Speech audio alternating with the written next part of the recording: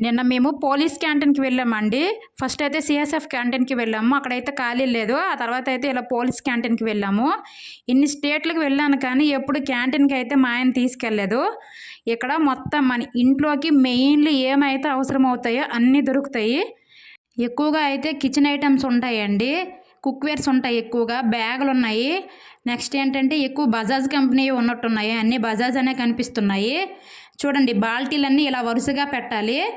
మనం వరుసగా పెడితేనే ఇలా ఒకళ్ళ తర్వాత ఒకళ్ళకని బిల్లేస్తారు. అక్కడ పెట్టేసి సామాన్లన్నీ ఆ బాల్టీలో వేసుకోవాలి. క్యాంటీన్‌లో అన్ని వస్తువులు బావుంటాయి. ఇంకా ట్రావెలింగ్ బ్యాగ్స్ అయితే ఇంకా బావుంటాయి. మా ఆయన ఎప్పుడు క్యాంటీన్‌కి వెళ్ళినా పప్పులు, ఉప్పులు తీసుకురారు. ఇలా సర్ఫ్ ఎక్సెల్స్, సోప్స్ నెక్స్ట్ వచ్చేసి డ్రై ఫ్రూట్స్ అయితే తీసుకొస్తారు. ఇగోండి వాషింగ్ మిషన్స్, ఏసీలు, కూలర్లు, ఇంకా ఫ్రిడ్జ్‌లు, టీవీలు కూడా అమ్ముతున్నారు. మెయిన్‌లీ ఏంటంటే గ్రోసరీ ఐటమ్స్ మీద ఎంఆర్‌పీ రేట్ కన్నా ప్రతి ఐటెం మీద ఒక 50, 60 రూపాయలు తగ్గుతుంది.